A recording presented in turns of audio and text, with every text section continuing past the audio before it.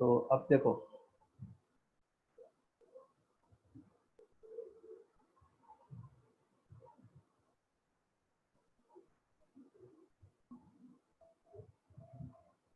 हम लोग ने कहाँ तक पढ़ा था, वो पॉलिनोमियल वगैरह वाला पढ़ लिया था ना। अच्छा, एक क्वेश्चन मैंने दिया था कुछ शायद होमवर्क के लिए हम लोग को,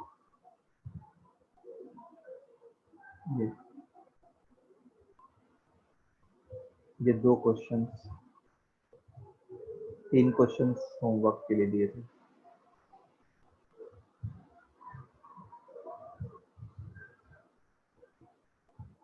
ठीक है, इनमें किसके किसके हो गए?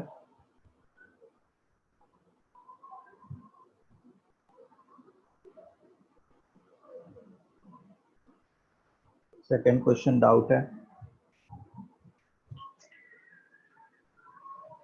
ओके, तो देखो सेकंड क्वेश्चन क्या है कि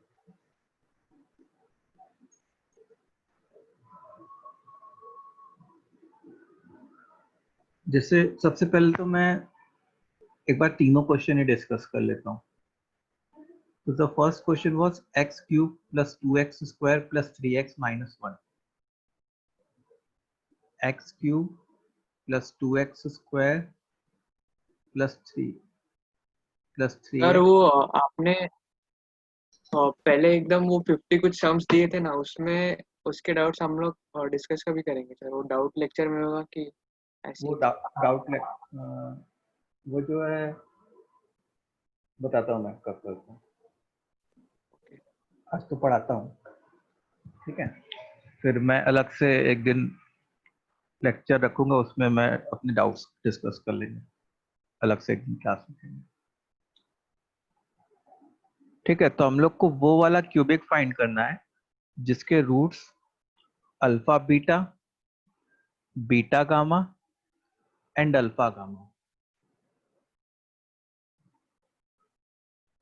ठीक है, तो कभी भी इस बात का ध्यान रखो कि यहाँ पे जो कांस्टेंट टर्म है उसमें 1 या -1 का इन्वॉल्वमेंट है, तो उससे प्रोडक्ट ऑफ रूट्स में फायदा होता है हम लोग को। क्या फायदा होता है प्रोडक्ट ऑफ रूट्स में? तो देखो माइनस प्लस माइनस, तो जब मैं अल्फा बीटा गामा लिखता तो वो क्या बनता, -(-1) मतलब +1 बन जाता। तो इससे हम लोग को क्वेश्चन सॉल्व करने में थोड़ा इजी होता।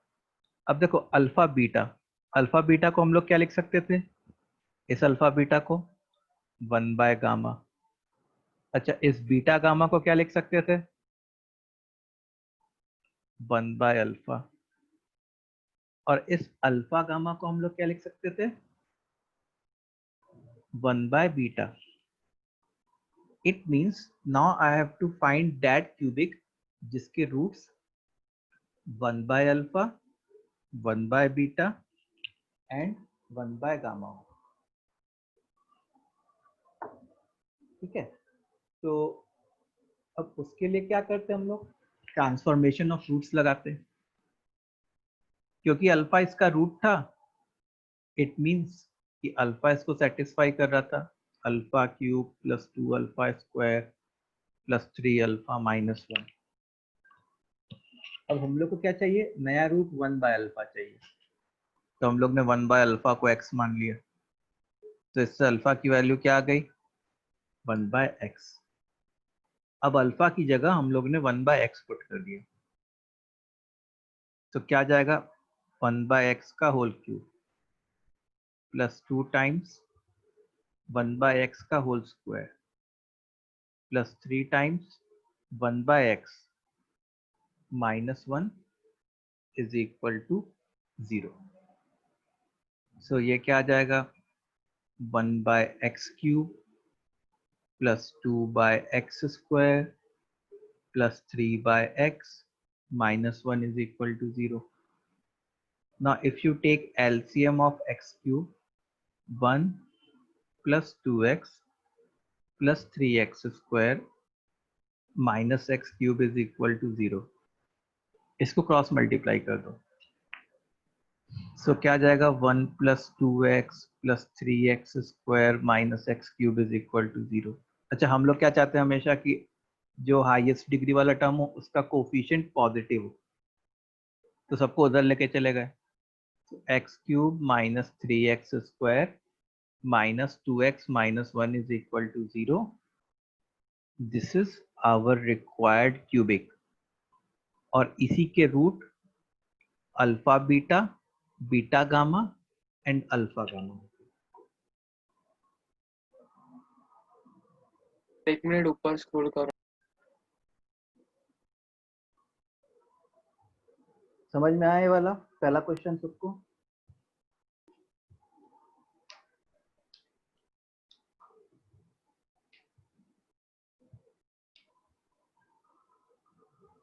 आज कौन सा डे है? आज Tuesday.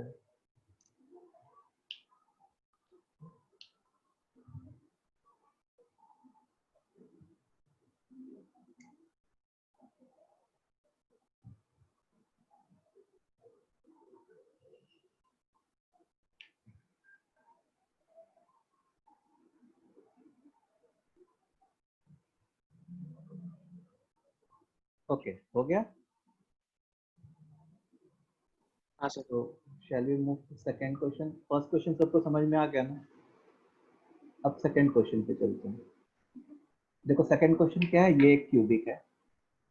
ax cube - bx square - cx plus d। ax cube - bx square - cx plus d। यही है ना शायद? हाँ, ठीक है। और क्या बोला गया है कि इस क्यूबिक के जो रूट्स हैं दोज आर इन AP। तो अब क्योंकि क्यूबिक है तो तीन रूट्स हैं। अब 3 नंबर अगर AP में अज्यूम करने होते थे तो बताओ कैसे अज्यूम करते थे हम लोग 3 नंबर्स इन AP? बताओ, 9th-10th में पढ़ा होगा कि हाउ टू अज्यूम 3 नंबर्स इन AP। A sir plus D. a minus a plus हाँ d a minus d। ऐसे अज्यूम करते थे। अच्छा, यहाँ पे A और D का ऑलरेडी इन्वॉल्वमेंट है, तो हम लोग कैसे लिखेंगे? जैसे मान लो alpha minus D not, alpha and alpha plus D not, ऐसे लिख लिए। Yes sir. ठीक है, दीज आर द 3 रूट्स। अब 3 टर्म्स अगर AP में होते हैं ना तो उनका सम करने में बहुत फायदा होता है। सम करने से क्या होता है कि डी नॉट और डी नॉट कैंसिल हो जाते हैं। 3 अल्फा ठीक है, so alpha minus D not plus alpha plus D not. अब देखो माइनस प्लस माइनस, तो ये तो सम ऑफ रूट्स है। तो सम ऑफ रूट्स तो ऐसे आ जाता है S1 b/a minus of minus b/a। ये बात क्लियर है? Yes sir. ओके। सर वो हम लोग ने डी नॉट किसको एज्यूम किया? डी नॉट डी नॉट मतलब ऐसे ही कोई कॉमन डिफरेंस हो उस AP का। ओके तो डी नॉट और डी नॉट कैंसिल हो गए, तो 3 alpha is equal to b/a, By A. मतलब alpha is equal to b/3a। 3A.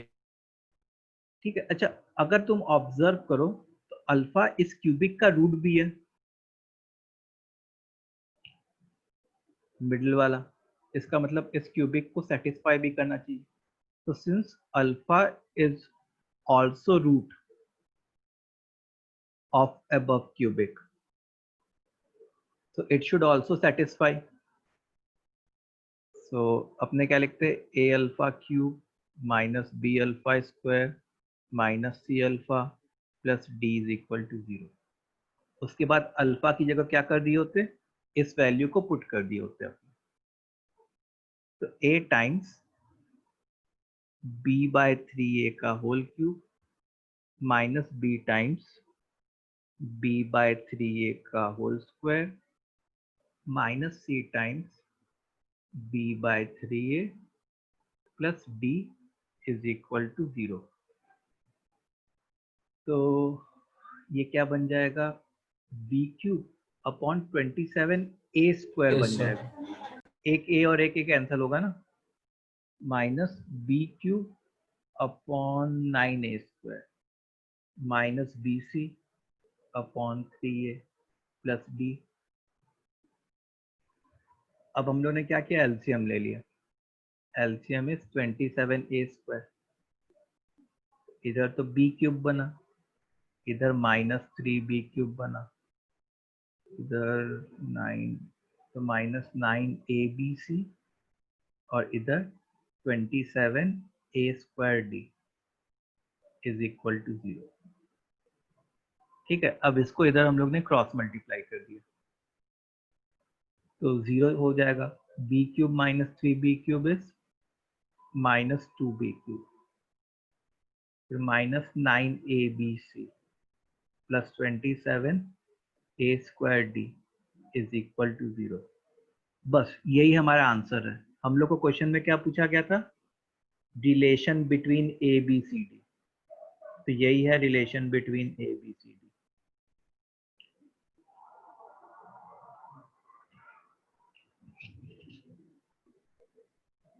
Understood this? Yes, sir. Yes, sir. Yes, sir. और आप मेरे को थर्ड स्टेप से वापस रिपीट करो ना एक बार। थर्ड स्टेप मतलब कौन सा? नहीं, सेकंड क्वेश्चन का स्क्रॉल डाउन। ये जब आपने डिवाइड किया ना 27a स्क्वायर से, हाँ, वो कैसे, मतलब एलसीएम लिया। देखो इधर 27a स्क्वायर है, इधर 9a स्क्वायर है, इधर 3a है और इधर 1 है। हाँ, तो एलसीएम लिया 27a स्क्वायर। तो देखो 27a स्क्वायर 27a स्क्वायर है, ये तो b क्यूब ही हो जाता। फिर उसके बाद 27a square upon 9a square वो 3 बनता और फिर 3 जाके इससे मल्टीप्लाई होता तो 3b क्यूब। फिर 27a स्क्वायर अपॉन 3a तो वो 9a बनता, 9a जो है वो इससे जाके मल्टीप्लाई होता मतलब 9abc। फिर 27a स्क्वायर अपॉन 1 तो 27a स्क्वायर, फिर वो इस d के साथ जाके मल्टीप्लाई होता तो 27a स्क्वायर डी। तो इसको इधर क्रॉस मल्टीप्लाई कर दिया तो 0 into 27a square will be 0 only. फिर उसके बाद b cube minus 3b cube, इसको हम लोग ने माइनस 2b क्यूब लिखा। बाकी सारे टर्म्स एज इट इज रहेंगे।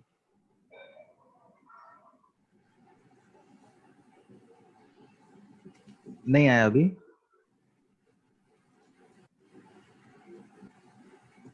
हेलो,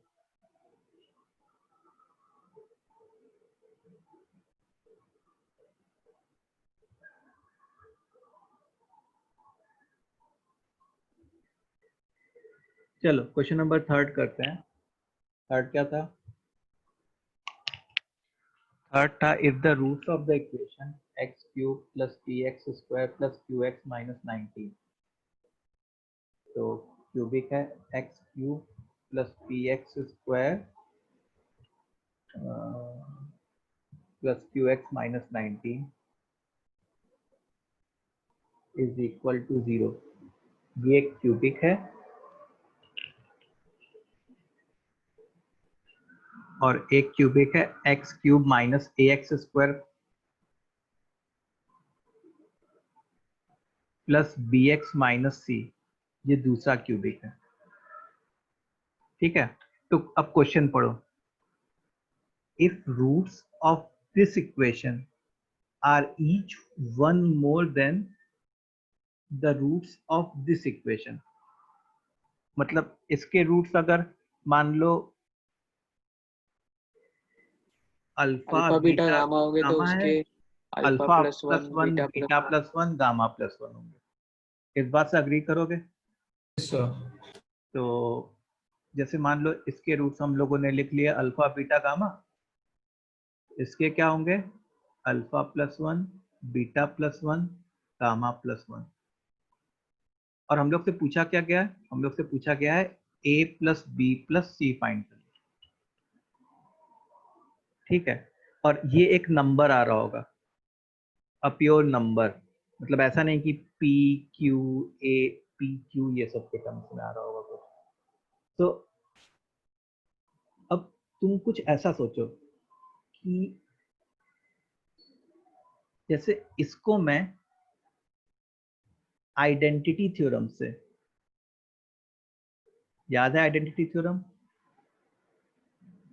इसको मैं कैसे लिख सकता था, दिस इज, क्योंकि अल्फा बीटा गामा इसके रूट्स हैं, X minus alpha into X minus gamma, ठीक, this is what identity theorem. अब क्या है, तुम सोचो कि मेरे को a plus B plus C वाला टर्म बनाना है लेफ्ट हैंड साइड में, मेरे को क्या क्रिएट करना है, a plus B plus C वाला टर्म क्रिएट करना है। तो तुम सोचो कि मैं x की क्या ऐसी वैल्यू डालूं दोनों साइड जिससे left hand side a plus B plus C वाला टर्म जनरेट होने लगे।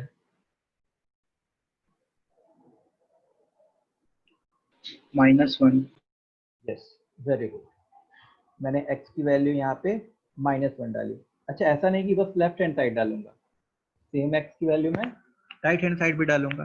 सो now see what we are going to get, -1 का होल क्यूब बोले तो -1 minus a minus b minus c is equal to -1 minus alpha -1 minus beta and -1 minus gamma. Understood. अब देखो यहाँ से 3 बार माइनस बाहर आएंगे, तो अगर 3 बार माइनस बाहर आएंगे तो वो एक सिंगल माइनस बन जाएगा, मतलब मल्टीप्लाई होंगे तो क्या होगा, एक सिंगल माइनस बनेगा ना, 1 plus alpha 1 plus beta 1 plus gamma, और यहाँ पे भी एक माइनस ऐसे टाइप का हो गया, मतलब माइनस माइनस कैंसिल हो गए। इट मीन्स कि 1 plus A plus B plus C is equal to 1 plus alpha into 1 plus beta into 1 plus gamma. क्या सारे बच्चे ऐसा लिख सकते हैं? Yes, sir. Yes sir. अच्छा, 1 plus alpha into 1 plus beta into 1 plus gamma, कोई स्पेशल चीज है क्या, बताओ? Is it something special? हाँ सर, उसके रूट्स हैं पहले वाले इक्वेशन के। हाँ, जो पहला वाला क्यूबिक है उसके प्रोडक्ट ऑफ रूट्स है, ये इन तीनों का प्रोडक्ट है ना, तो जो हाँ पहला वाला क्यूबिक है उसके क्या है, प्रोडक्ट ऑफ रूट्स हैं। अब देखो प्रोडक्ट ऑफ रूट्स कैसे लिखते हैं, ऐसे माइनस प्लस माइनस, और प्रोडक्ट ऑफ रूट्स में किसका किसका इन्वॉल्वमेंट होता है, जो कांस्टेंट टर्म होता है उसका इन्वॉल्वमेंट होता है, और जो हाईएस्ट डिग्री वाला होता है उसका। तो यहाँ से प्रोडक्ट ऑफ रूट्स तुम्हारा क्या आ जाता, माइनस ऑफ -19/1। एवरीवन कैन हाँ, दे विजुअलाइज? Yes, sir. उससे 1 माइनस होगा, फिर ABC 18 हो जाएगा। गुड, तो मतलब यहाँ पे 19 आ गया एक तरीके से, ये 1 plus A plus B plus सी। अब इस 1 को उधर भेज दो, a प्लस बी प्लस सी क्या हो गया हमारा, 18. 18।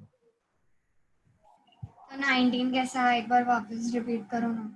देखो जैसे इस वाले क्यूबिक को देखो तुम, इस वाले क्यूबिक का जो रूट्स हैं वो तो ये है, अब इनका प्रोडक्ट ऑफ रूट्स, जैसे S3 में कैसे लिखता, जैसे S1 में ये इन्वॉल्व होता, S2 में ये इन्वॉल्व होता, S3 में ये इन्वॉल्व होता, तो माइनस ऑफ -19/1 हाँ, मतलब 19, और S3 का क्या मतलब है, टेकन 3 एट अ टाइम, मतलब product of roots alpha plus 1 into beta plus 1 into gamma plus 1। तो ये क्या आ गया, alpha plus 1 into beta plus 1 into gamma plus 1, क्या आ गया हमारा, 19 आ गया। उसी को मैंने क्या किया, यहाँ पे पुट किया, alpha plus 1 into beta plus 1 into gamma plus 1 को 19 पुट कर दिया। नहीं आया? आया। आ गया? ओके, चलो तो इसको, ये रफ वर्क है। सो तीनों क्वेश्चन समझ में आ गए सबको?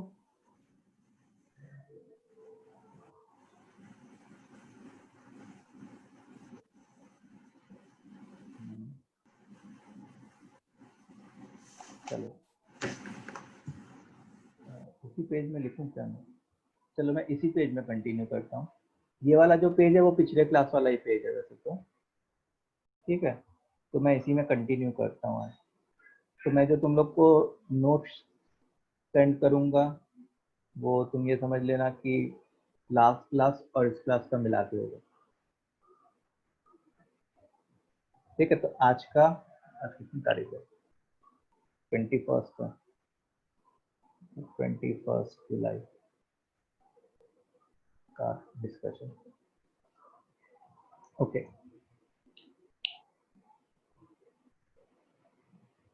अब एक नोट लिखो। नोट क्या है कि for a higher degree polynomial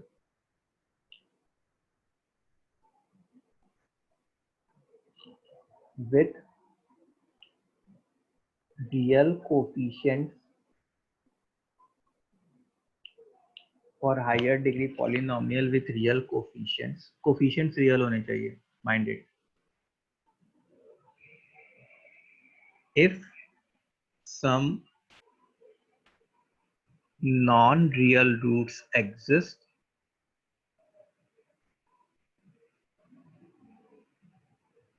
then they exist in conjugate pairs. ठीक है? conjugate pairs मतलब याद है, अगर एक root a plus I B है तो दूसरा रूट क्या होगा? A minus IB. a minus I B, ठीक है? सो अगर कोई हायर डिग्री पॉलिनोमियल है जिसके कोफिशिएंट रियल है, तो अगर नॉन रियल रूट्स एग्जिस्ट कर रहे हैं तो वो हमेशा कॉन्जुगेट पेयर्स में एग्जिस्ट करेंगे। मतलब ऐसा नहीं हो सकता कि एक ही कॉन्जुगेट रूट एग्जिस्ट, सॉरी एक ही नॉन रियल रूट या इमेजिनरी रूट हमारे लिए एग्जिस्ट करे। जैसे मैं एक एग्जांपल दिखाता हूँ। से अगर हमारे पास कोई क्यूबिक पॉलिनोमियल होता तो क्यूबिक पॉलिनोमियल के कितने रूट्स होते हैं? जितने डिग्री का पॉलिनोमियल है उतने ही रूट्स होंगे, जितने डिग्री का पॉलिनोमियल है उतने ही रूट्स होंगे। तो इसके 3 रूट्स होते हैं क्यूबिक पॉलिनोमियल के। तो इसकी पता है क्या क्या पॉसिबिलिटी है? इन 3 रूट्स की 2 पॉसिबिलिटी है। पहली पॉसिबिलिटी है कि या तो सारे के सारे रूट्स, ऑल 3 रूट्स रियल हो जाए, ठीक है? या दूसरी पॉसिबिलिटी है कि एक रूट रियल हो जाए और 2 रूट्स नॉन रियल हो जाए, ठीक है? दूसरी पॉसिबिलिटी क्या है? One root is real and the other root is what? Non real, ठीक है? तो अच्छा, कोई सोचेगा कि सर क्या ऐसी पॉसिबिलिटी हो सकती है क्या कि 2 रूट्स रियल और एक रूट नॉन रियल? ये हो सकती है तीसरी पॉसिबिलिटी? No. नहीं हो सकती। ये नहीं हो सकती क्योंकि जब भी नॉन रियल रूट्स होंगे वो लोग पेयर्स में एग्जिस्ट करेंगे। They will exist in what? Pairs. तो अच्छा, ये भी जो नॉन रियल रूट्स हैं वो पेयर्स में तो एग्जिस्ट करेंगे, 2 होंगे या 4 होंगे, जैसे भी होंगे। तो जो वो 2 पेयर्स होंगे वो, जैसे मान लो एक अगर a प्लस आई बी है तो दूसरा किस टाइप का होगा? A minus IB. Is this point clear? अच्छा जैसे मान लो डिग्री 4 का पॉलिनोमियल है, आई हैव डिग्री 4 पॉलिनोमियल, इसमें बताओ क्या क्या पॉसिबिलिटी हो सकती थी, कितनी पॉसिबिलिटी हो सकती थी ये बताओ पहले तो।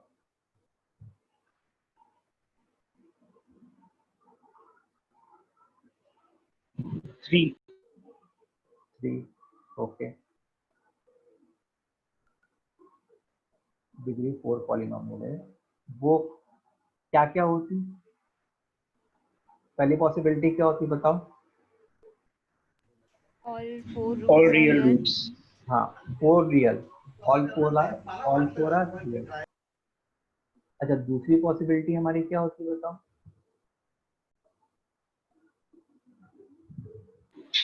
All roots are non-real. पहले धीरे धीरे नीचे उतरेंगे ना, 2 रियल और 2 नॉन रियल। नॉन रियल, ठीक है। अच्छा तीसरी पॉसिबिलिटी क्या होती, चारों के चारों नॉन रियल हो जाए। तो देखो ये जो नॉन रियल रूट्स हैं हमेशा इवन नंबर में एग्जिस्ट करेंगे। अच्छा अब यहाँ पे जो 2 नॉन रियल रूट्स हैं वो क्या होंगे, जैसे मान लो a plus I B and a minus I B. यहाँ पे जो 4 नॉन रियल रूट्स हैं वो क्या होंगे, जैसे मान लो a plus I B, a minus I B, c plus I D and c minus I D.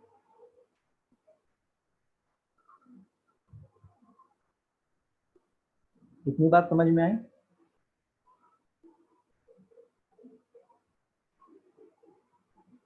हाँ तो सर। हाँ सर। तो हम लोग अब ऐसा लिख सकते हैं क्या, इतना समझने के बाद, so any odd degree polynomial, odd degree मतलब डिग्री 3 का, डिग्री 5 का, with real coefficient will have at least one real root। कोई ऑड डिग्री पॉलिनोमियल है जिसका कोफिशिएंट रियल है, उसका कम से कम एक रियल रूट तो होगा ही। अग्री करोगे, हाँ सर। क्योंकि जो नॉन रियल रूट्स है वो तो इवन नंबर्स में होंगे। तो चाहे तुम डिग्री 3 का पॉलिनोमियल ले लो, डिग्री 5 का पॉलिनोमियल ले लो, तो कम से कम एक रियल तो आना ही पड़ेगा। अच्छा even degree polynomial with real coefficients में लिख रहा हूं, शुड नहीं लिख रहा हूं, may have all roots non-real। even degree polynomial with real coefficients may have all roots what non-real।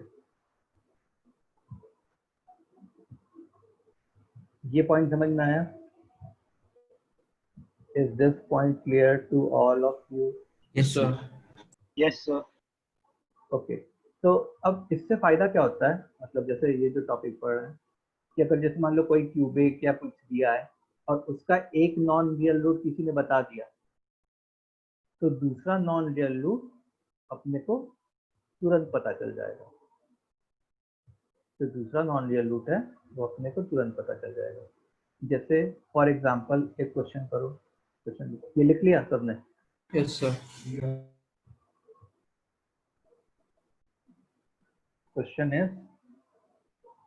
कि x cube plus 2x square plus 3x plus d is equal to 0 with c and d belongs to real number। if 2 plus 3i is a root of above cubic, then find c and d। c और d की value find करनी है।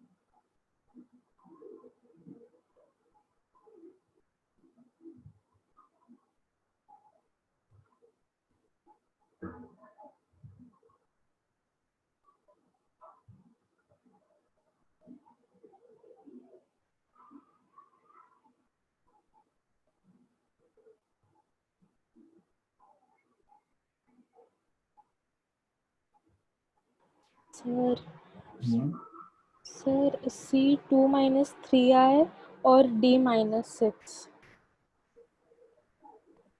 नहीं, सी और D दोनों real number ही आएंगे। तुम्हारा जो C2 - 3i आया वो तो एक इमेजिनरी नंबर आ गया ना।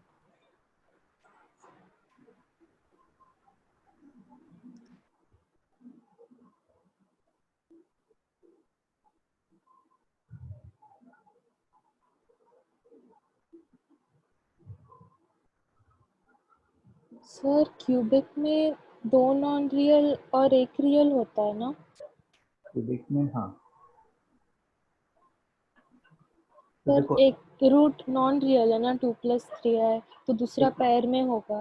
हाँ, तो दूसरा रूट जो है वो 2 - 3i हो जाएगा, ठीक है। और तीसरा रूट से अल्फा हो गया। Let us assume that the third root is what, alpha. इतनी बात क्लियर है? Now first of all what we will try, we will be trying to find the value of alpha। अच्छा, अपने को known क्या है? नोन है ये वाला कोफिशिएंट। तो अगेन माइनस प्लस माइनस, तो S1 will be equal to -2। S1 मतलब sum of roots, 2 + 3i plus 2 - 3i plus alpha, that is equal to -2। अब 3i and 3i will get cancelled, तो अल्फा की value क्या आ गई हमारी? -6। So now I know the third root also, that 2 + 3i, 2 - 3i and -6, ठीक है। अब हम लोग को C फाइंड करना है। तो C फाइंड करने के लिए जैसे माइनस प्लस माइनस, तो C फाइंड करने के लिए S2 हेल्पफुल रहेगा और D फाइंड करने के लिए S3। तो S2 क्या होता? C/1। S2 मतलब दो दो रूट्स को आपस में मल्टीप्लाई करो, तो एक बार 2 + 3i इंटू 2 - 3i, फिर एक बार इसको मल्टीप्लाई करो, -6 इंटू 2 - 3i, फिर एक बार इसको मल्टीप्लाई करो। सर वो क्यूबिक इक्वेशन में हमेशा 2 रूट्स नॉन रियल और 1 रियल होता है क्या? नहीं नहीं, ऐसा नहीं है। क्यूबिक इक्वेशन में मैंने लिखा है ना, 2 पॉसिबिलिटीज है कि या तो तीनों के तीनों रियल हो जाए या एक रियल 2 नॉन रियल हो जाए, ठीक है। अब क्वेश्चन में क्या है कि क्वेश्चन में ये बता दिया कि भाई एक तो ये नॉन रियल रूट है ही, तो मेरे को ये समझ में आ गया कि एक नॉन रियल रूट कभी भी नहीं हो सकता, वो लोग अच्छा। हमेशा पेयर्स में एग्जिस्ट करेंगे। हाँ। तो दूसरा भी रूट पता चल गया, the second root is 2 - 3i, और ओके। थर्ड को हम लोग ने अल्फा मान लिया। So C is equal to a plus b into a minus b।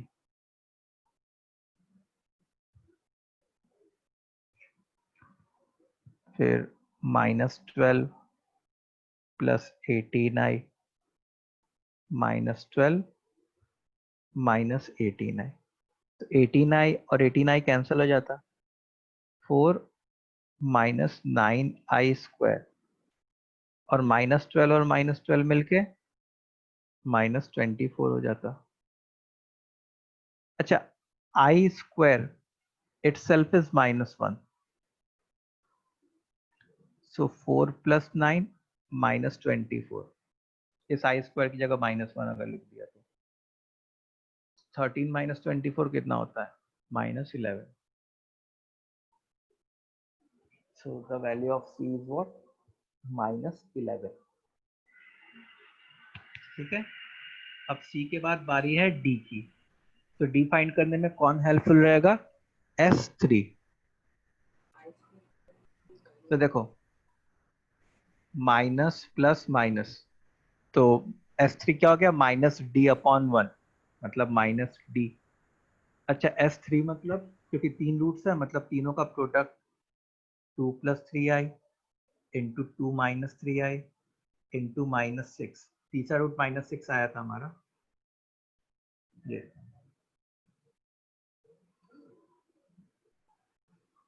Is equal to what? -D। देखो एक माइनस और एक माइनस कैंसिल हो गया। अब देखो ये again a² - b², 4 - 9i² into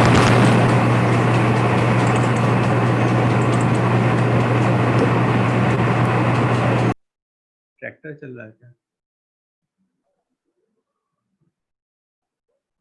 सो 4 + 9 बन जाता into 6 is equal to D, मतलब 13 into 6 which is equal to 78।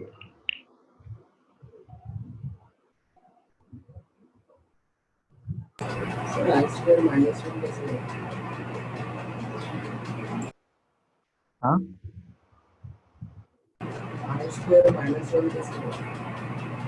i² -1 ये तो होता है ना कि i हम लोग क्या मानते हैं? i जो है वो रूट ऑफ -1 होता है, तो i² क्या हो गया? -1। i की स्टार्टिंग या जन्म ही यहाँ से हुआ था। i किसको डिफाइन करते थे? रूट ऑफ -1 को। i² क्या हो जाता? -1।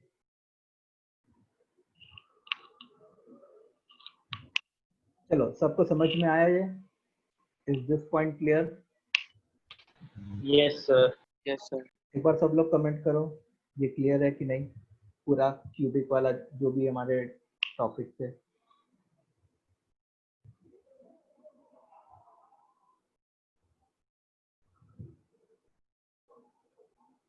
ओके, किसी को कोई डाउट, किसी स्टूडेंट को?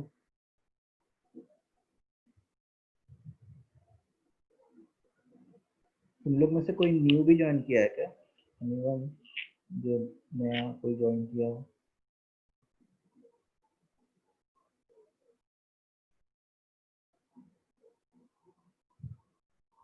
चलो ठीक है, अब हम लोग नेक्स्ट टॉपिक पे आते हैं।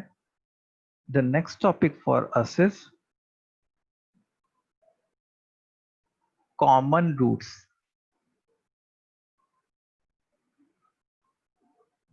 between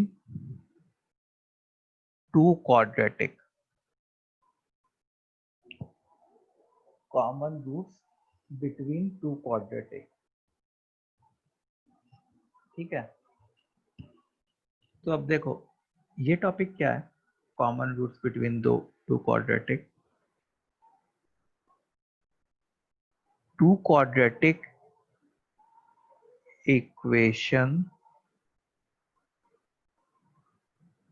equations can have following criteria on roots।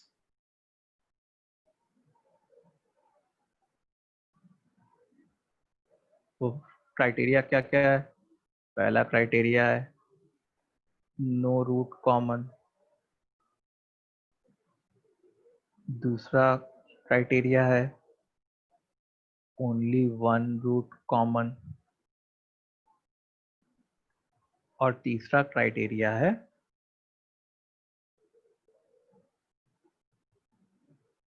Both roots common. दूसरा क्राइटेरिया क्या है, बोथ रूट्स कॉमन। ठीक है, तो जैसे मैं तुम लोग को एग्जांपल दिखाता हूँ, जैसे पहले के लिए से एक क्वाड्रेटिक ये ले लो, X square minus 5x plus 4 is equal to 0, और दूसरा quadratic X square plus 5x plus 6 is equal to 0। तो इसके रूट्स 1 एंड 4 है और इसके रूट्स -2 और -3 है। तो अगर तुम देखो तो इन दोनों में कोई भी रूट्स कॉमन नहीं है। ठीक है, सेकेंड वाला ओनली वन रूट कॉमन, जैसे मान लो X square minus 5x plus 4 is equal to 0 and X square minus 6x plus 5 is equal to 0। तो देखो इसके रूट्स 1 और 4 है और इसके रूट्स 1 एंड 5 है। इसका मतलब एक रूट दोनों में कॉमन है। तो ये क्या, कौन सा क्राइटेरिया हो गया, ओनली वन रूट कॉमन। ये वाला क्राइटेरिया कौन सा हो गया, नो रूट्स कॉमन। ठीक है, अब थर्ड पॉइंट है बोथ रूट्स कॉमन। अच्छा, बोथ रूट्स कॉमन वाले जो क्वाड्रेटिक होते हैं ना, वो क्या होता है, जैसे मान लो मैंने ऐसे लिख लिया X square minus 5x plus 4 is equal to 0। ठीक है, और इसी क्वाड्रेटिक में तुम किसी नंबर से और मल्टीप्लाई कर दो, से मान लो 2x square minus 10x plus 8 is equal to 0 से मैंने इसमें 2 से मल्टीप्लाई कर दिया। ओके, तो अब अगर तुम देखोगे इसके जो रूट्स हैं वो 1 एंड 4 होंगे और इसके भी जो रूट्स हैं वो क्या आएंगे, 1 एंड 4 आएंगे। तो ये कौन सा क्राइटेरिया हो गया, बोथ रूट्स कॉमन। ठीक है, तो आइडिया लगा कि what do I mean by no roots common, only one root common और both roots common. Yes okay, अब देखो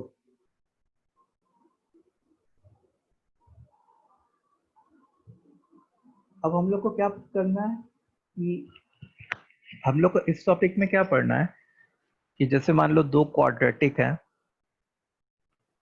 एक क्वाड्रेटिक है a1x square plus b1x plus c1 is equal to 0, a2x square plus b2x plus c2 is equal to 0।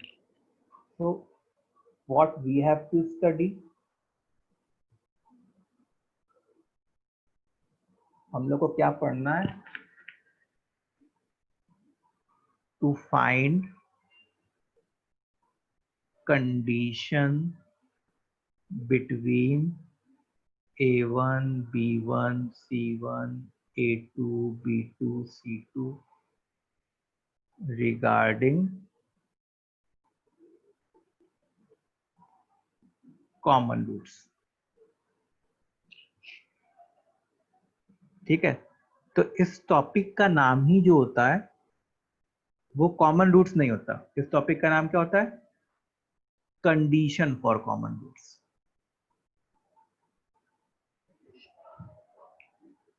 ठीक है, कि a1 b1 c1 a2 b2 c2 में क्या कंडीशन हो रही होगी, क्या आपस में रिलेशन हो रहा होगा ताकि दो रूट्स कॉमन आ जाए या एक रूट कॉमन आए या एक भी रूट कॉमन ना आए। क्या पढ़ना है, ये क्लियर है। अब देखो, सो हम लोग सबसे पहले आते हैं condition for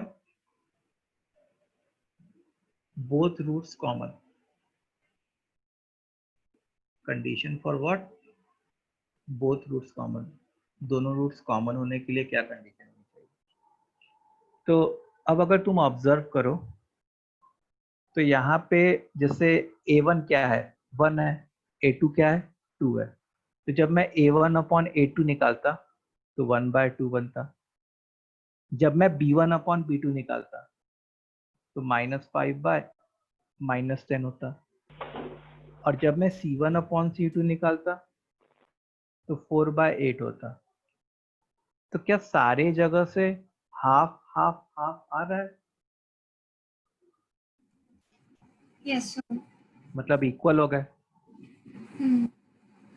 so condition for both root common क्या होने चाहिए, A1/A2 is equal to B1/B2 is equal to C1/C2।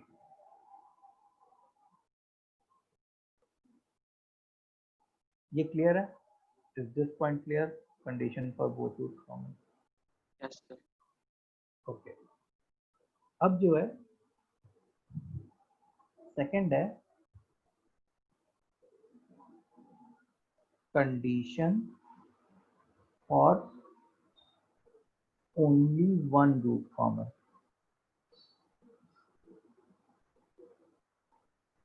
Condition for only one root common मतलब वैसे तो ये सब हेडिंग लिख रहे हैं, लेकिन इसके अंदर जो कंडीशन आएगी वो ओनली वन रूट कॉमन के लिए कंडीशन नहीं आएगी, वो जो है अभी मैं बताता हूँ, एटलीस्ट वन रूट कॉमन के लिए कंडीशन आएगी। अब देखो हमारे जो जैसे a1x square plus b1x plus c1 is equal to 0 and a2x square plus b2x plus c2 is equal to 0। जैसे मान लो अल्फा इन दोनों के कॉमन रूट्स होते हैं, ठीक है, अल्फा इन दोनों के कॉमन रूट्स होते हैं, मतलब दोनों को सेटिस्फाई कर रहे होते हैं। इट मीन्स यहाँ पे हम लोग क्या लिख सकते हैं, a1 alpha square plus b1 alpha plus c1 is equal to 0, a2 alpha square plus b2 alpha plus c2 is equal to 0। ठीक है, अच्छा अब देखो कि याद है तुम लोगों ने वो पढ़ा होगा क्लास 9-10th में, जैसे a1x plus b1y plus c1 is equal to 0 and a2x plus b2y plus c2 is equal to 0। तो इस लीनियर इक्वेशन को सॉल्व करना with the help of cross multiplication method. Yes, sir. Yes sir किया था। यह है, जैसे यहाँ पे x लिखते थे, उसके नीचे कुछ लिखते थे, फिर हाँ, फिर यहाँ क्रॉस पे मल्टीप्लाई होता था। हाँ y लिखते थे, फिर यहाँ पे 1 लिखते थे, तो x के नीचे जो है ये लिखते थे b1c2 माइनस b2c1। ठीक है, इधर माइनस y लिख देते थे। अभी किसी किसी बुक में यहाँ पे माइनस y लिखा रहता है, किसी किसी बुक में प्लस y लिखा रहता है, उस हिसाब से डिनोमिनेटर को चेंज कर देते हैं। जैसे मान लो यहाँ पे माइनस y लिखते थे तो ये ऐसे होता था a1c2 माइनस a2c1, और इस 1 के नीचे हम लोग a1b2 माइनस a2b1। कुछ याद आ रहा है ऐसा कुछ 9-10th में किया है? तो अब देखो अगर तुम इन दोनों इक्वेशंस को ऑब्जर्व करो तो यहाँ पे x की जगह अल्फा स्क्वायर ने ले ली और y की जगह अल्फा ने ले लिए। Will you all agree? Yes, sir. Okay, so अब देखो मैं इसको रब करने जा रहा हूं और कोई बड़ा रबर नहीं है।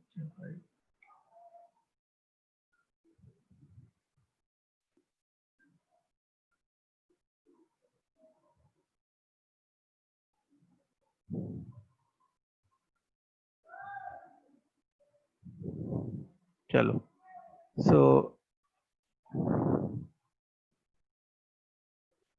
अब हम लोग क्या लिखते हैं, x की जगह अल्फा स्क्वायर ने लिखा, लिया अल्फा स्क्वायर, इधर माइनस अल्फा और इधर 1, सबके नीचे डिनोमिनेटर आ रहे होते। अल्फा स्क्वायर के नीचे कौन आ रहा होता, b1c2 माइनस b2c1,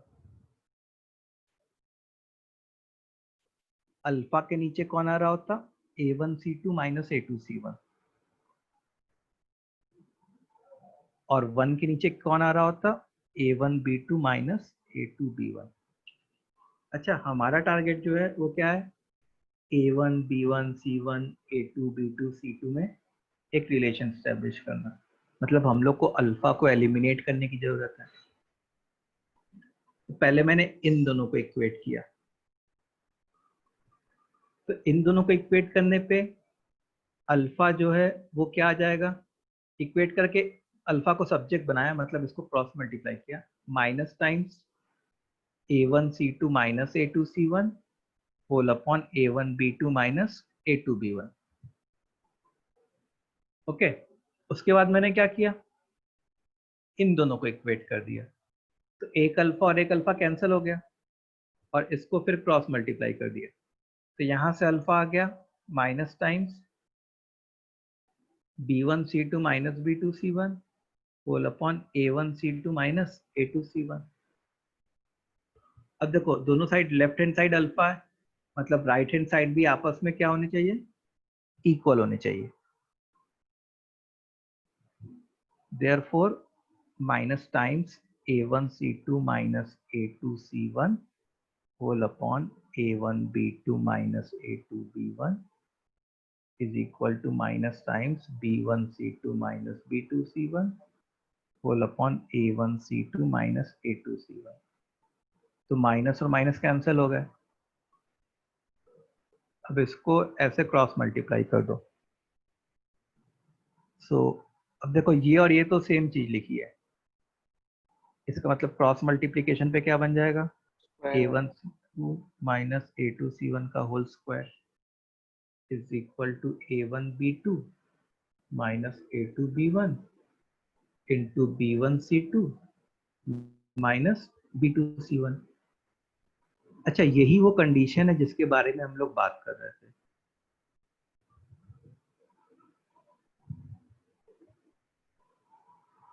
ठीक है, तो ये किस चीज की कंडीशन है, condition for at least one root common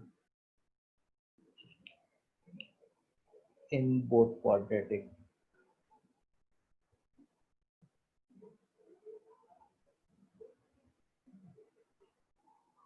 ठीक है, condition for at least one root common in both quadratic. तो ये लिख लिया क्या तुम लोगों ने, फिर उसके बाद मैं एक्सप्लेन करूंगा।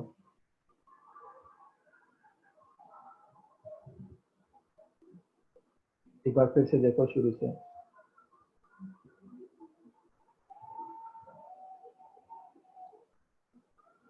अभी मैं ये भी एक्सप्लेन करूंगा कि व्हाई आई एम सेइंग कि condition for at least one root common.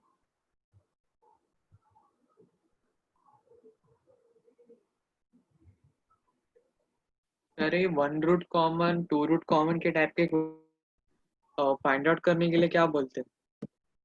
क्या हुआ, ये 1 रूट कॉमन और 2 रूट कॉमन के टाइप के क्वेश्चंस में हमें फाइंड आउट क्या करना पड़ता उसमें पता है फाइंड आउट क्या करना पड़ेगा, उसमें जैसे मान लो तुमको ऐसे क्वेश्चन दे दिए जाएंगे कि जैसे a+1x²। सर एक सेकेंड स्क्रॉल अप करो ना। हाँ, एक मिनट कर रहा हूँ।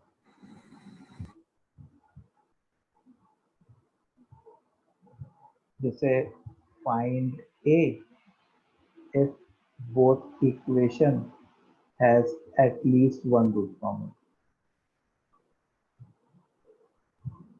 ठीक है, तो हम लोग वो वाली कंडीशन जो अभी लिखी है ना, ये वाली, ये लगा देंगे, उससे एक a में इक्वेशन बनेगा और p की वैल्यू आएगी। हाँ देखो जरा स्केल अप कर दिया।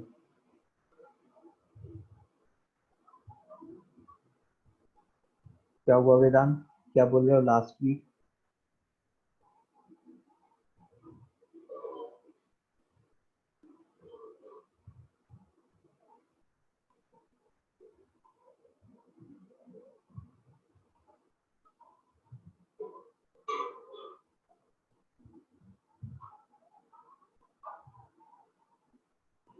अच्छा लास्ट वीक ज्वाइन किया।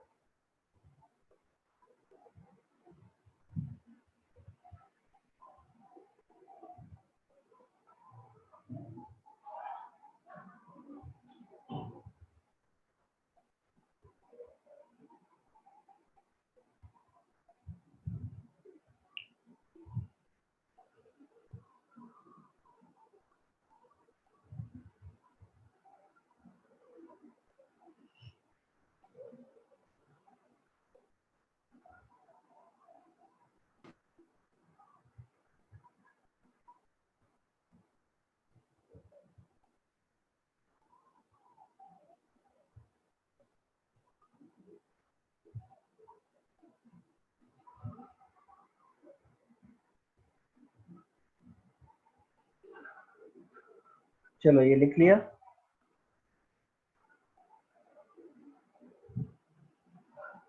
अच्छा इस कंडीशन को हम लोग को याद करना है। This condition we have to memorize, और याद करना बहुत इजी है, मतलब नॉट दैट मच टफ। देखो कैसे याद करेंगे, तो पहले काट देते हैं कि जैसे मान लो दो क्वाड्रेटिक है, a1x square plus b1x plus c1 is equal to 0 and a2x square plus b2x plus c2 is equal to 0। तो how to memorize that condition? पहले एक्सट्रीम वालों को लो, एक्सट्रीम वाले के कोफिशिएंट a1c2 माइनस a2c1, उसका whole square करना है। फिर उसके बाद एडजेसेंट वालों को, फर्स्ट और सेकंड का a1b2 माइनस a2b1, फिर उसके बाद सेकंड और थर्ड का b1c2 माइनस b2c1। ठीक है, यही कंडीशन है जो तुमको याद करनी है, जो याद करने को बोला। ठीक है, तो इतनी बात समझ में आई। अब मैं ये एक्सप्लेन करने जा रहा हूं कि why I am saying that this is condition for at least one root common।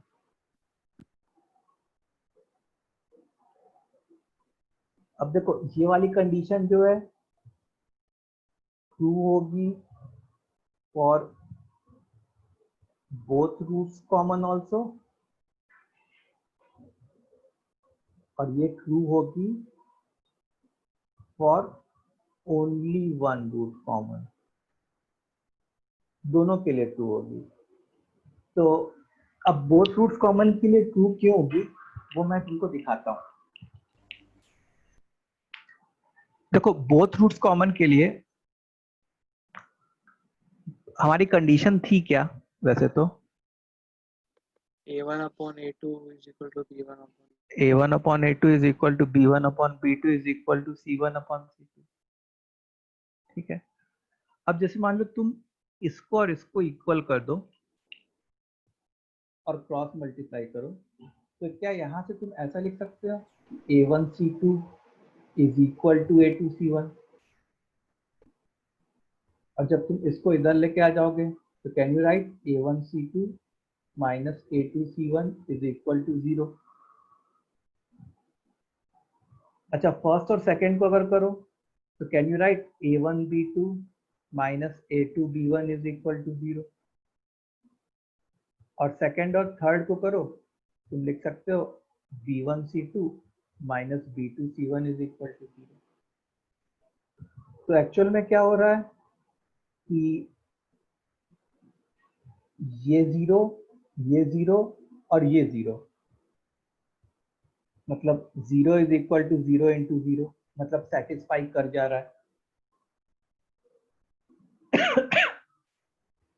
ठीक है, इसका मतलब ये वाली कंडीशन बोथ रूट्स कॉमन के लिए भी ट्रू होगी। This condition will also be true for both roots common. as well as it will be true for only one root common. ठीक है, तो अब अगर मैं समराइज करना चाहूँ चीजों को, तो अभी चीजें तुमको क्रिस्टल क्लियर हो जाएंगे। अगर मैं समराइज करना चाहूँ,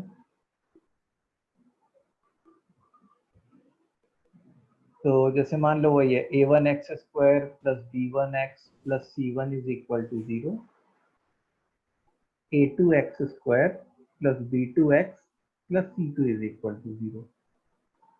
तो जैसे मान लो अगर मेरे को बोथ रूट्स कॉमन वाली कंडीशन लिखनी है, तो बस मैं, वैसे तो कौन कौन ट्रू होगा, ट्रू तो दोनों होगा, a1 by a2 is equal to b1 by b2 is equal to c1 by c2, और वो होल स्क्वायर वाला भी ट्रू होगा। ठीक है, लेकिन हम लोग क्वेश्चन सॉल्व करने के लिए अप्लाई कौन सा करेंगे, बताओ कौन सा अप्लाई करेंगे क्वेश्चन सॉल्व करने के लिए?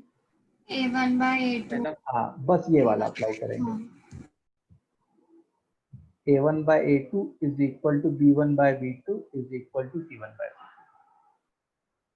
समझ में आई बात? पहला पार्ट समझ में आया बोथ रूट्स कॉमन के लिए? Yes sir. ओके, अब सेकंड पार्ट है only one root common. Only one root common, तो ओनली वन रूट कॉमन के लिए ये तो ट्रू नहीं होना चाहिए, मतलब a1 by a2 is equal to b1 by b2 is equal to c1 by c2, इसको सेटिस्फाई नहीं करना चाहिए। ये कंडीशन किसके लिए थी? बोथ के लिए थी। और a1 c2 minus a2 c1 का whole square is equal to a1 b2 minus a2 b1 into b1 c2 minus b2 c1, इसको सेटिस्फाई करना चाहिए। ठीक है, तो ओनली वन रूट कॉमन के लिए हम लोग ये दो कंडीशन देखेंगे कि बोथ रूट कॉमन वाली कंडीशन सेटिस्फाई नहीं होनी चाहिए और एटलीस्ट वन रूट कॉमन वाली कंडीशन सेटिस्फाई हो जानी चाहिए। ये जो कंडीशन है ये किसकी कंडीशन है? ये जो होल स्क्वायर वाली कंडीशन है ये किसकी कंडीशन है? ओनली वन रूट कॉमन की कंडीशन है।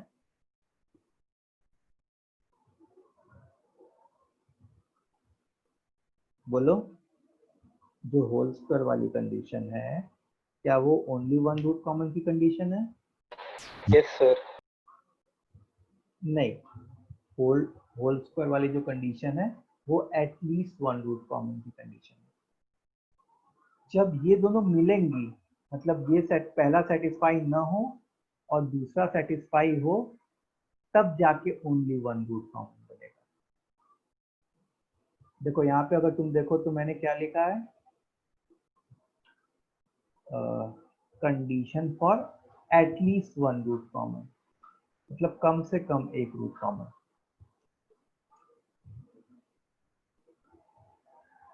ठीक है, और थर्ड नो रूट कॉमन, उसके लिए क्या कंडीशन लिखनी चाहिए हम लोग को?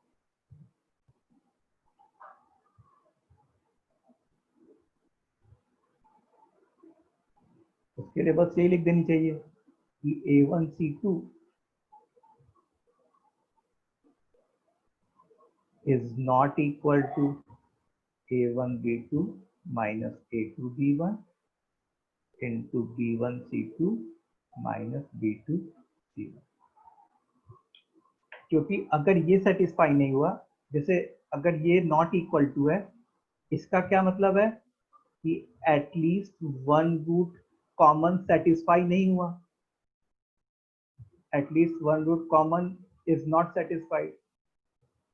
एटलीस्ट वन रूट कॉमन का क्या मतलब है? कम से कम एक रूट कॉमन, और अगर कम से कम एक रूट कॉमन नहीं आ रहा, इसका मतलब क्या हुआ कि कोई भी रूट कॉमन नहीं हुआ।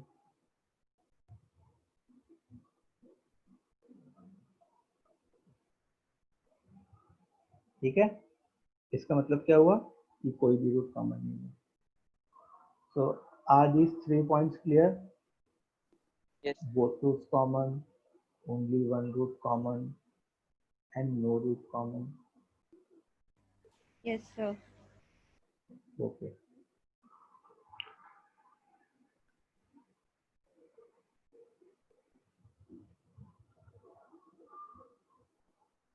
तो एक बार सब लोग कमेंट करो ये तीनों क्लियर है, तीनों पॉइंट, ताकि हम लोग क्वेश्चन करें।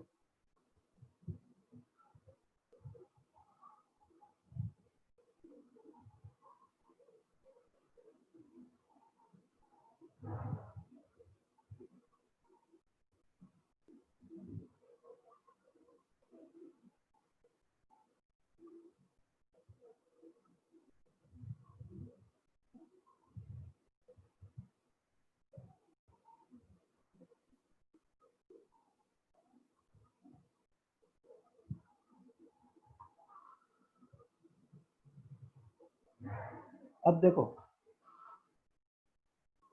जैसे क्वेश्चन कैसे कर सकते हैं हम लोग इसके,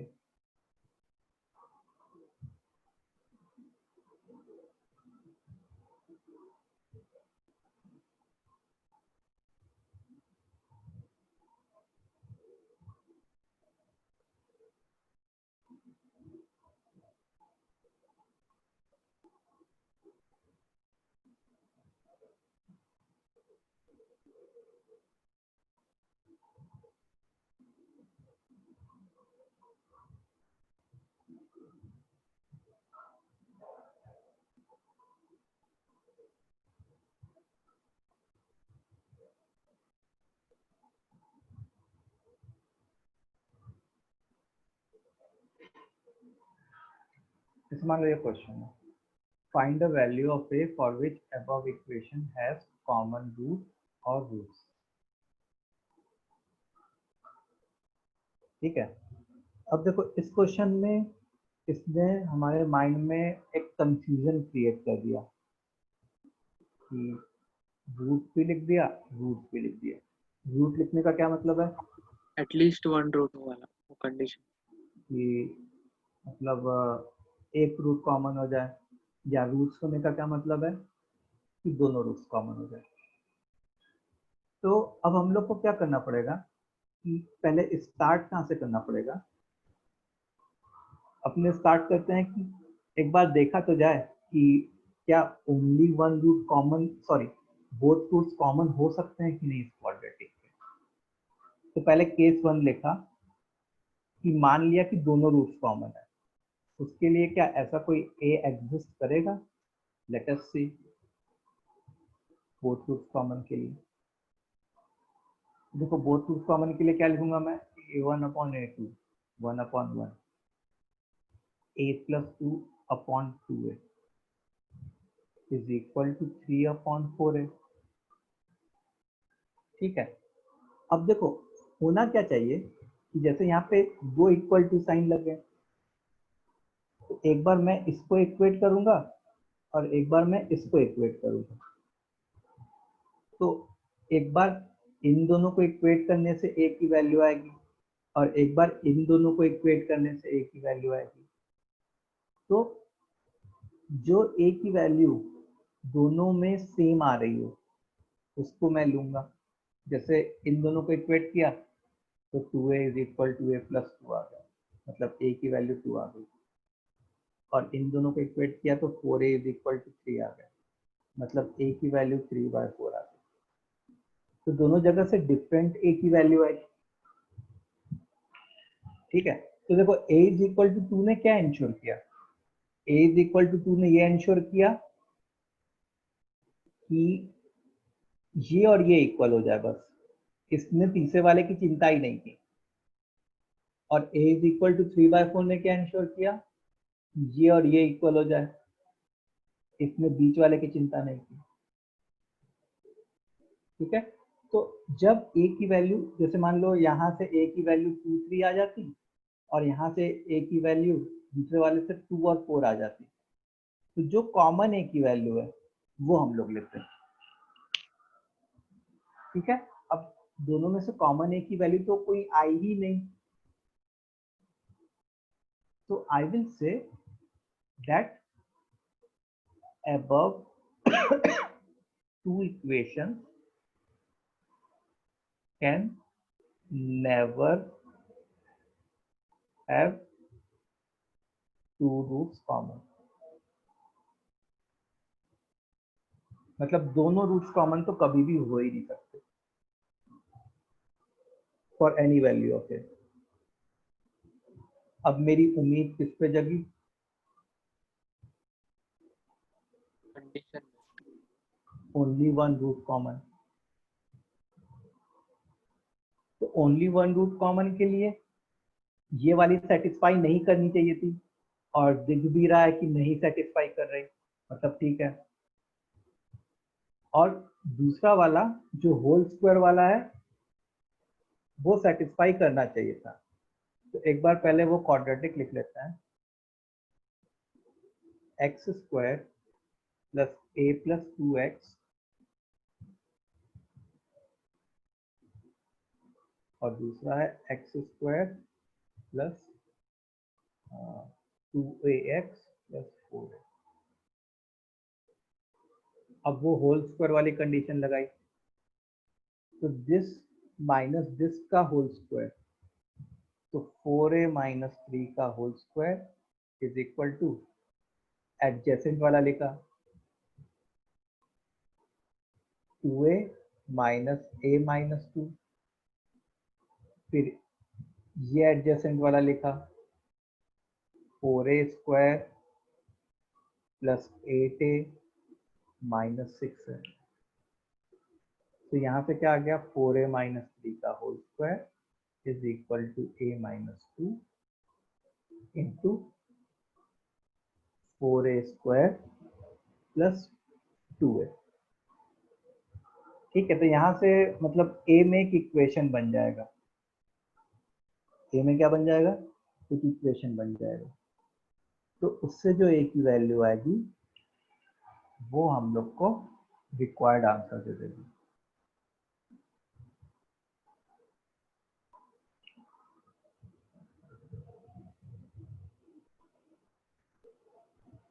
सर एक बार ऊपर स्क्रॉल करो ना, जहाँ पे वो कंडीशन लिखा था। एकदम ऊपर हाँ जहाँ वो पे समरी लिखी थी, ये चीज। हाँ ये नीचे सर वो कंडीशन लिखा है ना। यही ना, ये और कुछ? हाँ यही वाला है।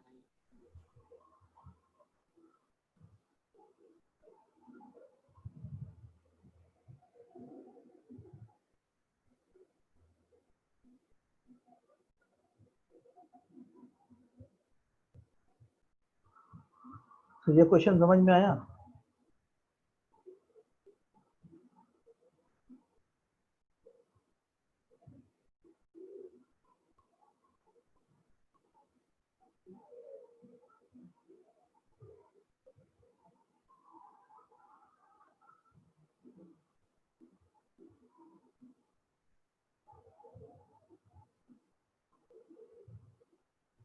बोलो सब लोग, चैट बॉक्स में लिखो, इज दिस क्वेश्चन क्लियर? तो वैसे कॉमन रूट के ऊपर बहुत डिफिकल्ट क्वेश्चन नहीं आते, मतलब ऐसे ही टाइप का डायरेक्टली कंडीशन लगा दी और ए की वैल्यू फाइंड करने को बोल दिया। ठीक है, सर अच्छा। ये वाले क्वेश्चन में हम लोग को लिखा था कि कॉमन रूट्स और रूट्स, तो हम लोग सीधा कंडीशन लगा सकते हैं ना। हाँ, डायरेक्ट लगा सकते हो कंडीशन। मतलब यहाँ पे तो मैं बस थोड़ा सा तुम लोग को एनालिसिस करा रहा था कि ओके कब दो रूट्स आते हैं, कब एक रूट आता है। ठीक है। ठीक है, अब जैसे कॉमन रूट पे ना एक बहुत ही मतलब फ्रिक्वेंटली अकरिंग क्वेश्चन होते हैं, questions on common root in which one of the given quadratic has non real roots. ठीक है, जैसे मान लो एक क्वेश्चन है x square plus 3x plus 5 is equal to 0 and x square plus ax plus b is equal to 0. If given two equations has common root, अच्छा मैंने अ नहीं लिखा, हैज अ कॉमन रूट नहीं लिखा, बस कॉमन रूट लिख दिया। Then find a and b. Then find a and b. Try करो, मैं आया एक मिनट।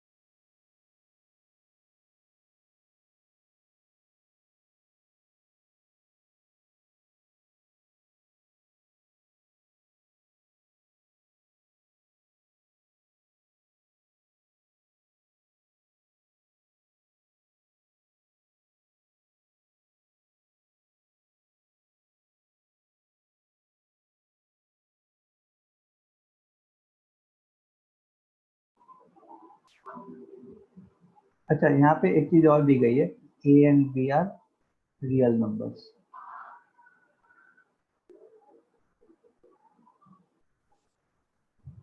तो 3 और 5 है वैल्यू, a की 3 b की 5।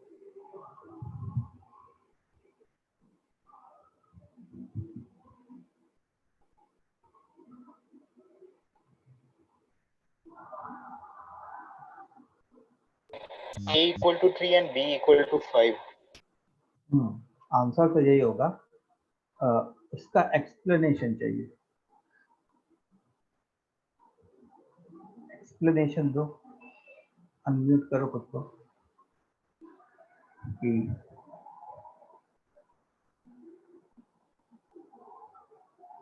ऐसा क्यों हुआ होगा।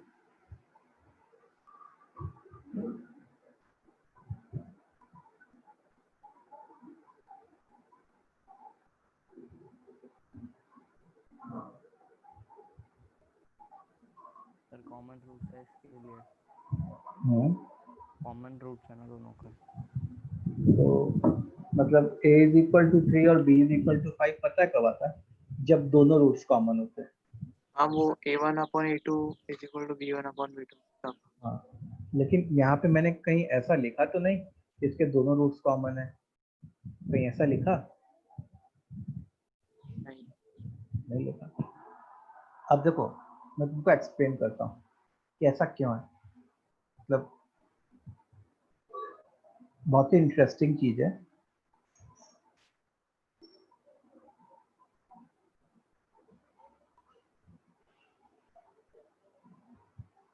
देखो, इस क्वाड्रेटिक को अगर देखो तो इसका जो डिस्क्रिमिनेंट है वो नेगेटिव आ रहा है, 9 माइनस 20। मतलब इसके जो रूट्स आएंगे वो नॉन रियल रूट्स आएंगे। जैसे मान लो एक root p plus i q होगा, तो दूसरा रूट क्या होना चाहिए, p माइनस आई क्यू। ठीक है, इतनी बात समझ में आई। अब क्या बोला गया है कि इसके और इसके बीच में कॉमन रूट है, मतलब यार कम से कम एक कॉमन रूट तो होना चाहिए। तो मान लिया कि चलो p प्लस आई क्यू वो यहाँ पे भी है, यहाँ पे भी p प्लस आई क्यू है। अब मैंने इस क्वाड्रेटिक के नजरिए से देखा, इस क्वाड्रेटिक का एक रूट नॉन रियल है p प्लस आई क्यू, और कोफिशिएंट सारे क्या हैं, रियल है। तो दूसरा रूट भी क्या होना चाहिए इसका, नॉन रियल होना चाहिए। और नॉन रियल रूट्स हमेशा कैसे एग्जिस्ट करते हैं? कॉन्जुगेट पेयर्स में एग्जिस्ट करते हैं। तो इसका दूसरा रूट क्या हो गया? p माइनस आई। तो अगर तुम ऑब्जर्व करो तो क्या quadratic 1 और quadratic 2, do they have both roots common? Hello, yes sir. ये लॉजिक समझ में Yes, आया sir. सबको? सब लोग एक बार चैट बॉक्स में कमेंट करो that is this logic clear to all of you कि क्यों इस क्वेश्चन में दोनों रूट्स कॉमन आ रहे हैं?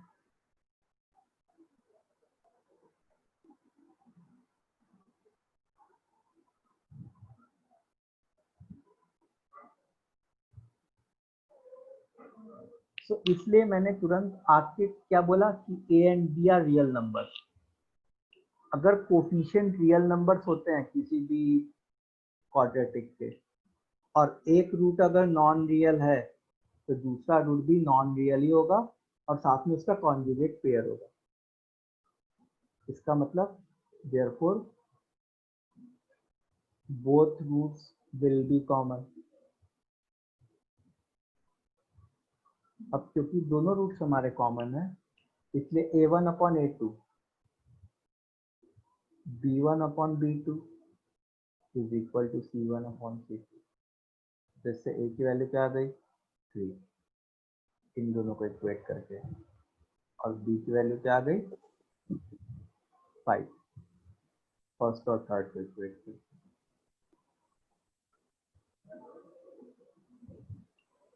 ठीक है, so the answer is a is equal to 3 and b is equal to what?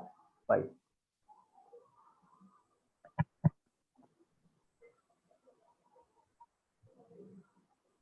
Okay, इतनी चीज समझ में आई सबको? यस। ठीक है, अब देखो मैं जो है तुम लोग के ग्रुप पे एक बुक का पीडीएफ सेंड करूंगा। वो बहुत ही स्टैंडर्ड बुक है, सेंगेज की बुक है। मतलब सेंगेज पब्लिशर जो है, मतलब तुम ये समझ लो कि one of the most renowned publisher है हमारे जेई के लिए। जैसे आर.डी. शर्मा टाइप की चीज जो बोर्ड में होती है 10th में। तो इसमें मैं तुम लोग को बताऊंगा कि पेज नंबर इतने से लेके इतने तक तुमको सॉल्व्ड एग्जाम्पल्स जितने भी हैं वो सारे पढ़ने होंगे। फिर उसके बाद फिर मतलब जैसे ये सब बुक्स जो होती है ना, जो हमारी जेई की बुक्स होती है, उसमें क्या होता है कि जैसे एक टॉपिक पढ़ा है, एक छोटा सा टॉपिक पढ़ा है, फिर उसके ऊपर जो है कुछ क्वेश्चंस होते हैं। फिर छोटा सा टॉपिक पढ़ा है, उसके ऊपर फिर कुछ क्वेश्चंस होते हैं, 10-12 क्वेश्चन। उन क्वेश्चंस को क्या कहा जाता है? Concept application exercise. ठीक है, तो वो तुमको करनी है।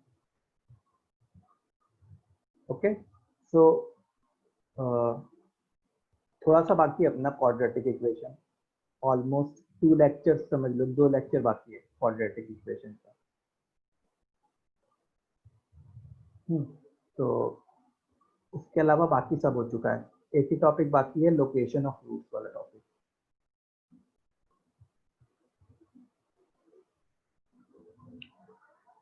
तो उसको पढ़ोगे, उसको ईमानदारी से, जो भी सॉल्व एग्जांपल्स मतलब खुद से पहले ट्राई करो, नहीं समझ में आए तो उसका सॉल्यूशन देखो, सॉल्यूशन समझने की कोशिश करो। ठीक है, उसको नहीं समझ में आए तो क्लास में पूछो। ओके, सो ये काम तुमको हमारा क्लास है, वैसे तो नेक्स्ट थर्सडे ही क्लास है, लेकिन तुमको जो है टिल सैटरडे ये पूरा काम कंप्लीट करना है। टिल अब तक सैटरडे। और हाँ, ये टॉपिक खत्म होने के बाद आप एक बार शॉर्ट में रिवाइज करा सकते हो क्या? क्वाड्रेटिक बहुत सारे रूट्स के मतलब सब टॉपिक्स हो गए ना, तो कभी कभी कंफ्यूज होता है। इस टॉपिक को खत्म होने के बाद मैं एक ग्रुप पे तुम्हारे नोट्स शेयर करूंगा, उसमें पूरा अच्छे से पूरे नोट्स लिखे हुए हैं, ठीक है? तो उसको तुम लोग एक बार पढ़ना, और पढ़ने के बाद फिर मतलब 2000 सेल्फ एक्सप्लेनेटरी नोट्स, मतलब मैं मेरे ही बनाए हुए नोट्स है वो। तुम पढ़ोगे तो तुमको याद आने लगेगा कि अच्छा क्लास में ऐसे पढ़ाया गया था, ऐसे पढ़ाया गया था, ये पढ़ाया गया था, ठीक है? उसको पढ़ने के बाद फिर कुछ डाउट हो तो पूछ लेना। ओके। ओके, सर मुझे वो रेंज और डोमेन में पूछना था कि मतलब उसमें से ट्विस्ट वाले सवाल आते कि जहाँ पे मतलब वो फॉर्मूला बेस्ड ही आते। डोमेन वाला, हाँ सॉरी, वो range of quadratic upon quadratic वाला। हाँ वो सर रेंज और डोमेन दोनों सर मिला के। वो जो है डायरेक्टली क्वेश्चन आते हैं, डायरेक्ट टाइप के क्वेश्चन आते हैं कि फाइंड द रेंज या फाइंड द मैक्सिमम वैल्यू या मिनिमम वैल्यू। हाँ मतलब उतना ही था ना, find the range find the domain ये सब। अभी अभी तुम इस बुक को देखोगे ना, तुमको बहुत वैरायटी ऑफ क्वेश्चंस जो है तुम एनकाउंटर करोगे, ठीक है? तो चीजें तुमको समझ में आने लगेंगी, अच्छा ये चीजें ऐसे मूव कर रही है, ऐसे मूव कर रही है, ऐसे। Okay sir. ठीक है, तो ये तुम्हारा होमवर्क है, and I want each and every one of you to do it sincerely, ठीक है? तभी तुम्हारा चैप्टर कंप्लीट कहलाएगा। सर वापस से रिपीट करोगे, होमवर्क क्या था? होमवर्क ये था कि मैं तुम लोग के ग्रुप पे एक पीडीएफ, एक बुक डालूंगा, उसका पीडीएफ, उसमें ये मेंशन करूंगा कि इस पेज नंबर से इस पेज नंबर तक तुमको सॉल्व्ड एग्जांपल्स और कॉन्सेप्ट एप्लीकेशन एक्सरसाइज अटेम्प्ट करनी है। कॉन्सेप्ट एप्लीकेशन एक्सरसाइज मतलब कोई जैसे एक सब टॉपिक है, उसके ऊपर कुछ क्वेश्चन, फिर एक सब टॉपिक, उसके ऊपर कुछ question, and that you have to complete it by Saturday.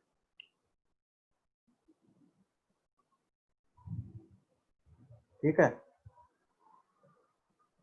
Sir okay, और सब लोग एकदम अच्छे से हर क्वेश्चन को समझेंगे, क्योंकि मैं बीच में से उसी बुक में से, उसी सॉल्व एग्जांपल्स में से कोई क्वेश्चन पूछ लूंगा तुमसे कि बताओ ये कैसे करना है।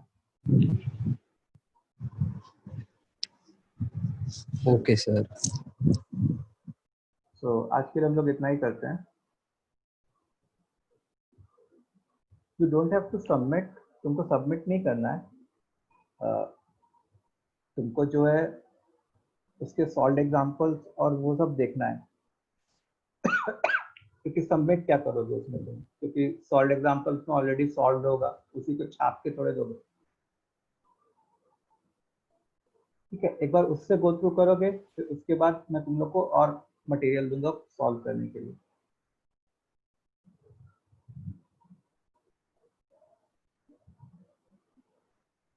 Okay, thank you yes sir. Sir, thank you sir.